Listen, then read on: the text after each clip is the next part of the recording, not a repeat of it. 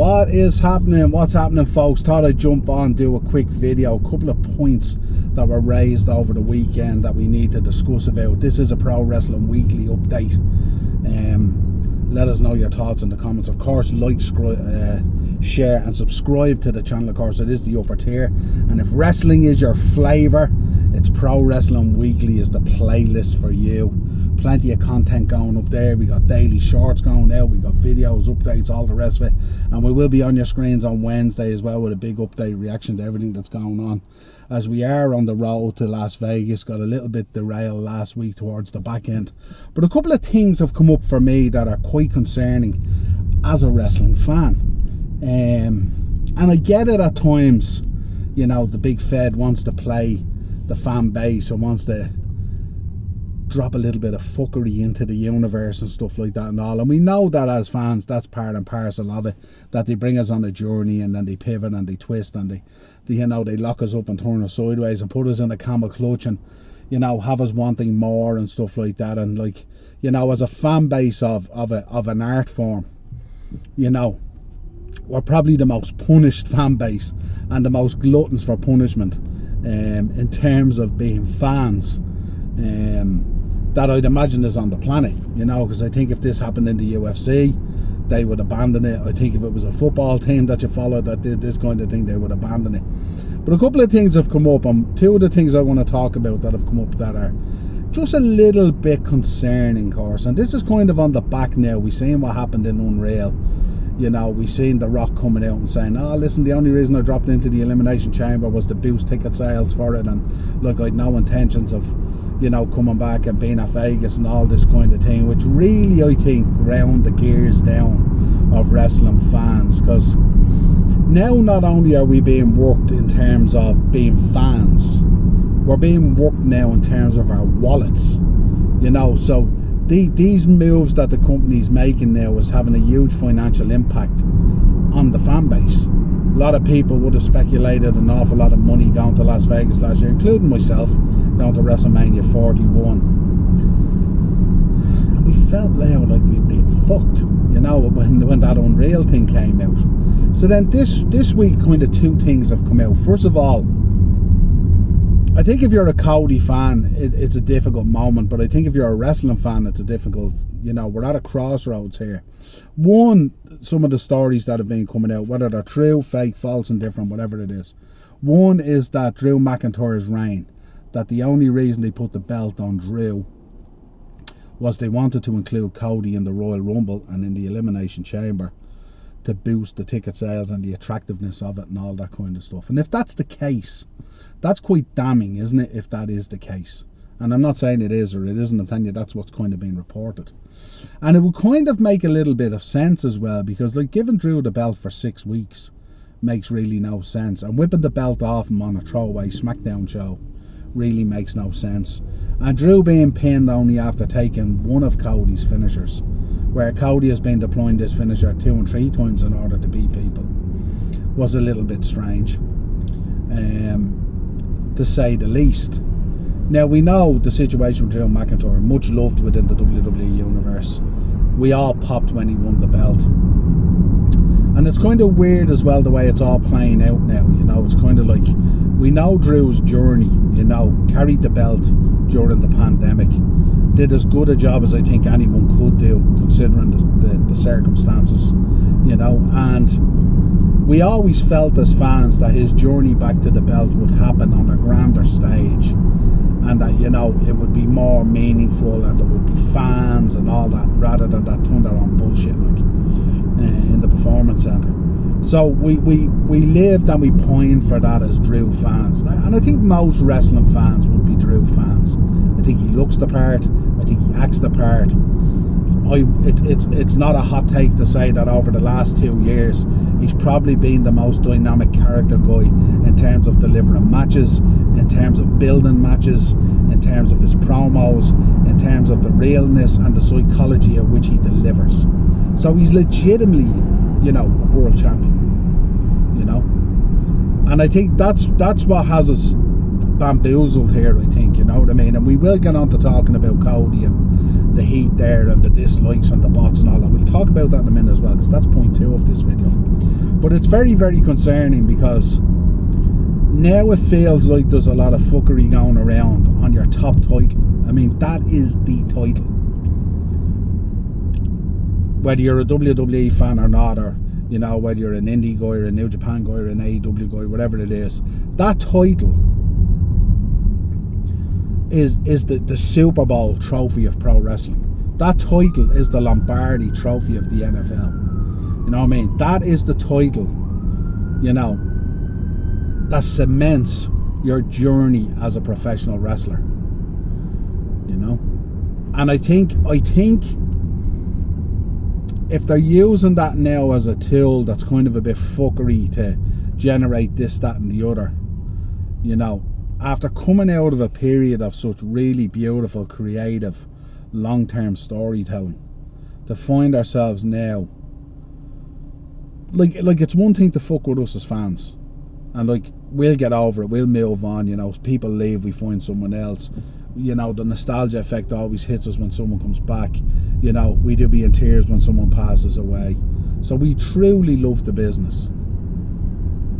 But to mess with your title, you know what I mean, and to work us in that fashion, if that's the case, and to use Drew McIntyre as a pawn within that move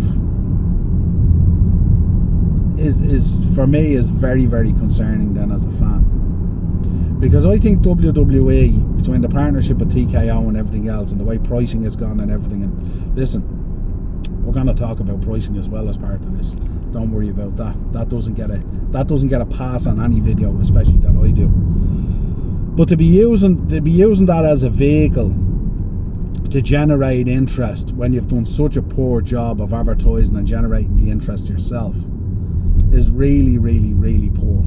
I think it's a really bad move, and I think it calls into question, you know, the validity of what we believe and the journey that we're brought on. And are we gonna second question everything now? Now we've had the fake Rollins injuries, you know, we've had a lot of the, you know, the stop-start moments where we thought people would be getting pushed and all that kind of stuff, and we get it, that's part of the business.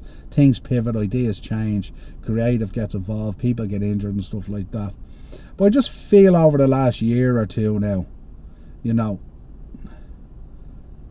it's like they're getting their rocks off by fucking with us, and it's ha and hoo, and I don't like that. I don't mind being brought on a journey. I don't mind if the journey has to pivot because of injury or changes or whatever it is, but no one feels like that.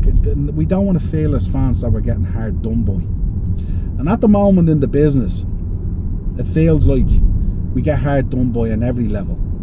So we're getting hard done by from the pricing, we're getting hard done by from creative, and we're getting hard done by in the general case of where they just don't seem to follow through on what they deliver, and they don't seem to walk the talk that they're delivering.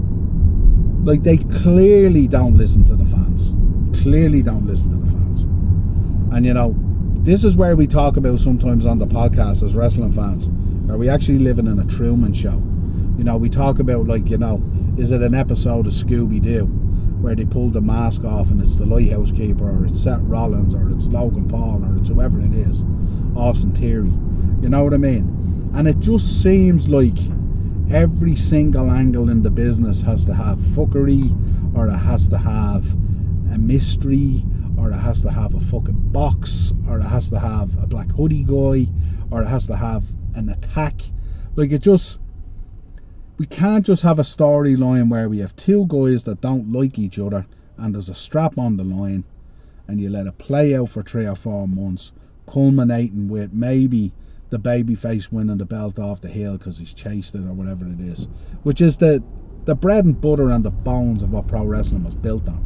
Good guys, good girls, bad girls, and that's how the story plays out. And if you look at SmackDown the other night, you know, let's forget about even the Cody situation. You know, you look at Cargill and you look at Rhea, and it's badass. You know, people want the belt off Cargill because She was injected into this situation. She was put up on this pedestal, but was never ready for it. Looks $1 million. No doubt if she applied herself, could become a very good pro wrestler. You know, has it down, needs to work a little bit on the promo, but, you know, presents herself as a badass. And then we know Rhea, who, like, you know, who presents herself on every level very much as a star. She's a very good wrestler. She's a badass. She looks $1 million. She's believable in her promos and stuff. But when you start going tit for tat, and the stuff on Twitter I kind of like, but again, now looking back, it's very contrived. You know, look who's getting involved. You got Chelsea Green getting involved. You got Piper Niven getting involved. So now you're getting a work within the locker room. So it's becoming a work on every level. So there's nothing to really grab onto to say that this is what it is. You know what I mean? And it's from that definition, then it's very, very difficult to nail your colours to a certain mast. It's very, very difficult to say that's my guy, because what happens is there's so much pivoting and there's so much flip-flopping that you just, at times as fans, we're just bewildered. We're lost. We don't really know what the road is. We're coming into 5 weeks to Las Vegas or whatever it is, and where we had a bit of a framework there coming out of Raw, it seems that framework has got a little bit skewed from SmackDown, and it just feels a little bit strange at the moment. And I know people will turn around and go, well, the idea is that we get Cody and Randy and we finally get it and this story sells itself and all that. And listen, Cody Rhodes versus Randy Orton is a WrestleMania match all day long. There's no doubt about it. You know, and if you want to inject, you know, the backstory of Legacy and all that kind of stuff and all, feel free to do it. I don't think Legacy was that big a deal. I don't think people really cared for it that much, and I don't think it's really a selling point. For me, I don't think it was that big a deal, to be honest. I think it died. I think, if anything, the Legacy stuff damaged Cody and Ted Jr., if anything. So I don't know why they'd want to revert back to it like it was like a DX or an Evolution moment or something like that, or it was that kind of thing. It was never that kind of thing. So for me anyway, I don't know how you guys feel about it. Drop it in the comments. How did you feel about Legacy at the time? Was it that big a deal? How often do you refer to it nowadays? You know, I don't think it's that big a deal, and I don't see how it adds to the storyline. That's just my view. So that's just some of my thoughts on that situation. Now park that for the moment and let's talk about this whole video with this dislikes and stuff like that. We did drop a short on it, and we did drop a short on the rain as well. But I wanted to make a video on it to go in a bit more depth, because obviously the shorts are shorter form content and stuff like that, so you don't really sometimes get the full flavour of your point across. This whole dislikes thing, up at about probably 200,000 now at this stage. I haven't looked this morning, but we're going to find out very quickly. You know, is this WWE again messing around with us? Is it truly bots that have bought? We've seen stuff coming out that bots may have bought these dislikes to create the narrative. Is it something more than that? This feels a little bit sinister. This could be, is this the WWE Universe finding a way to bite back at the Fed by trying to spin the narrative themselves? In other words, basically saying, we've seen it at shows and stuff like that. We've seen the sign at the chamber. Sorry, I was stuck in traffic. What time is Luke at the tank? People play that down a little bit and it's ha-ha, and we popped for it and we laughed at the watch along and stuff like that. But that's fans sending a message that what we're getting at the moment is the shits. And I don't know. We will see later on today maybe, because it normally takes YouTube about 48 hours to check out if something is a bot or if there's irregular sort of traffic on it and stuff like that that you wouldn't expect, and that then gets removed. So we'll see if the dislikes and the likes on the video change somewhat over the next day or so, and they come down and like 100,000 drops off them or whatever it is, you know what I mean? Because YouTube is very clever in the way that, like, you can't generate views and likes and dislikes. Although people go out there, they pay fortunes to do these things, ultimately it damages their content and their product in the long run. So we'll see if this is being manufactured, or if this is truly the WWE Universe saying, we're not happy with what happened to Drew. We don't want Cody in the title picture. We think this is bullshit. Now, what has kind of spawned out of that as well is you hear a lot of people, especially content creators, who I really like and I watch on a regular basis, talking about how the way they've done this, it makes sense. Because what it does is it gives you 4 or 5 key matches coming out of SmackDown for WrestleMania. So like it blows out the brand, if you like, the SmackDown brand, which is, let's be honest, has been in the gutter now for months. It's been in the gutter for months, which would beg the question, if the brand has been in the shits for months, why would you feel a need to pad it out with SmackDown matches on the biggest stage of them at all? Because if you think about it, if you put 5 matches out there from SmackDown and then you couple it with a couple of the women's matches, then all of a sudden what you're getting at WrestleMania is night 1 SmackDown and night 2 Raw, but just in a glorified stadium with different skirts, different aprons, a different ring, a lot more pyro on a bigger stage. That's ultimately what you're getting, and that's not what it was supposed to be. That's supposed to be the grandest stage of them all. That's supposed to be the show that puts on what is the top 10, 12, 14 matches, whatever it is, over 2 nights. This is the pinnacle of it. This is wrestling Super Bowl. This is not let's find a space for everyone. And I've said this before, where WWE tends to go wrong at the moment is it thinks everyone is a megastar. It thinks everyone is a superstar. It thinks everyone can be a world champion. And the business was never built on the backbone of that. And it's never the case. It's never the case. Even if you look at the Super Bowl and you look at the teams that win the Super Bowl, even when you look at those great Patriots teams, even when you look at the Chiefs, even when you look at whatever teams, the Eagles, whatever it is, collectively as a team they're unbelievable and they win the Super Bowl.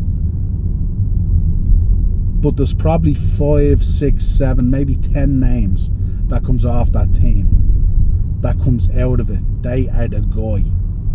The Tom Brady's of this world, the Joe Montanas of this world, the Jerry Rices of this world, you know, the Mahomes of this world. We could name a plethora of guys, you know what I mean? But these are the guys that come out of the Super Bowl, and where you have the workhorses and the guys who put in the hard yards, the defensive guys who put their bodies on the line and bash the fuck out of each other and all that kind of stuff to get to a Super Bowl and win a Super Bowl. You always have those key guys, and they talk about Cody being that QB1, being that quarterback, you know. And it's not that I disagree with it. I don't disagree with it. That's fine if you want that to be the case. That's fine if you feel he's the guy to pick up the John Cena helmet and run with it. That he's the guy that's going to push the merch. He's going to be the face of the company. He's going to be all these things. But if you remember during John Cena's reign, 20 years, whatever it was, that reign at times was at its most interesting when John Cena slipped out of the title picture, and when John Cena was, you know, in storylines, different storylines, US belt storylines, maybe tag belt storylines with mid-card and stuff like that, and when you dampened him down out of the world title picture. Because then what happened was, over time, the fan base craved to have him back in that title picture. And I think that's the opportunity they had with Cody. It doesn't necessarily mean you're not QB1. It doesn't necessarily mean that you're not the guy. But what it means is you're the guy in a different aspect in the company, and you're deployed in a different way. Am I happy enough to see Cody Rhodes versus Randy Orton at WrestleMania? I am. Am I happy to see, you know, Drew McIntyre and Jacob Fatu in a separate match? Absolutely not. Tell me how that makes sense. I really don't know. I'm kind of lost as to how it makes sense. Jacob Fatu was the guy who attacked Cody Rhodes in the cage and ultimately gave the belt to Drew McIntyre. So I really don't know how that makes sense. So that's where I'm at with that one. I just don't know how padding out this card you know. And I'm not against Trick Williams being on the card, you know. I'm not against Carmelo Hayes being on the card, you know what I mean. I'm not against that, but I just don't want it to be that contrived.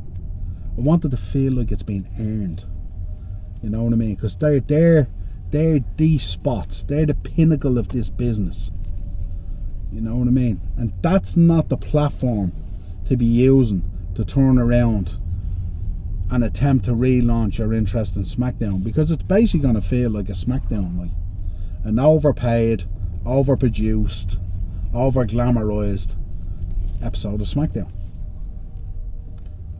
And if that's how that plays out, then we're really in trouble. Because like I said, Jacob Fatu versus Drew McIntyre kind of makes sense and kind of doesn't make sense. And that's where the universe is confused. Because it was Jacob who cost Cody the belt. Now it's Jacob who has ultimately presented Cody with the belt back. Really confusing. So let us know your thoughts. Let us know your thoughts on the bots and the dislikes and all that kind of stuff. And, you know, Drew's reign. How you feel about that and all. And also we want to talk about is the pricing. The pricing at the World. We said we'd touch on it. I think it's absolutely deplorable. And I think it's shocking. And I think it's disgusting. As wrestling fans, we revere these people all year long. We spend a lot of money. It's not cheap being a wrestling fan. You know, between subscriptions, between merch, between going to shows and everything else. And tuning in, week out. And especially in the States where you're getting hammered on ESPN Plus and everything else as well. But I do think really it's about time fans absolutely gave their fucking heads a wobble and copped on to what's going on here. You're being absolutely shafted week in, week out at these events. And I think it's deplorable. I think for like, you know, for CM Punk to talk about the fans and for AJ Lee to talk about the fans and how great it is to be back and the fans and this, that and the other and all that kind of thing. I think it's absolutely deplorable that you then turn around and have the bollocks to charge nearly $2,000 for a double photo op. I think Punk is around 1,100 or 1,200 or something like that, and AJ's about 950. This is what I've seen, this is what I read, it was posted into our group last night. I think it's absolutely shocking. I think it's an absolute disgrace that you have the absolute bollocks to ask someone to pony up $1,000 to get a picture with them. It's beyond disgusting at this stage. Beyond disgusting. And I would please implore the fan base to please stop booking these things, stop paying for these things, and vote with your feet. I spoke about this. I've been talking about this for a fucking decade now, till I'm blue in the face, even longer, maybe 15 years. That the more of this you do, the more and more they're going to rally it up. I remember when VIP packages were like €150 to meet wrestlers. Now the dead man wants £1,500 for you to have a fucking whiskey with him on stage. What's the next thing? Is the next thing it's going to be like $1,000 or $1,500 to have a fucking Wheatley vodka with Cody on stage? Like, have we, as wrestling fans, have we lost our mind? Have we lost, you know, what it means to be a wrestling fan? The essence of pro wrestling. That whole carnival history about it, the carny times and all that kind of stuff. I've had World of Sport posters in my shop where the ringside ticket was half a penny. Back in the 70s and the 80s and all and stuff like that. And I know you have inflation and evolution and times change and money changes and currency changes and all that kind of stuff. But to turn around and ask someone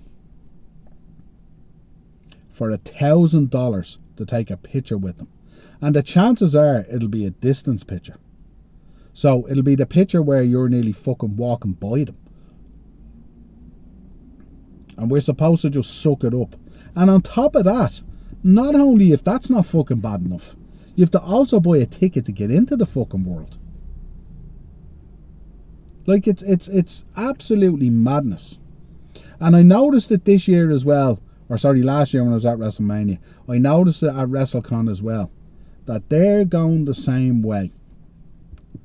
WrestleCon used to be hugely affordable to the average wrestling fan to go in, meet 5, 6, 7, 8 wrestlers, get pictures with them and autographs with them now. And that's even beginning to price itself out of it, and you can see it because the ticket sales aren't happening. I think pro wrestling right now is at a crossroads. It's at a watershed moment with the fan base, with the universe, with whatever it is. And at a time where people have lots and lots of options in terms of their choices within the entertainment within their life. We've seen it in the Premier League where matches now, the average fans get priced out of matches now. You can't afford to really go to a Premier League now if you follow a big team. You know, we're seeing it in concerts. We're seeing it in wrestling. We're seeing the UFC, don't even get me started. And this is a real watershed moment now. You know, to expect a fan to go to WrestleMania, spend maybe $2,000 on tickets to get decent tickets, average tickets. You know, to pay whatever it is for a hotel in Vegas, to pay for flights because we know it's normally a very big international crowd as well that attend these things. And then to have to pay into the world. And then to have to walk up to CM Punk. And it's $1,000.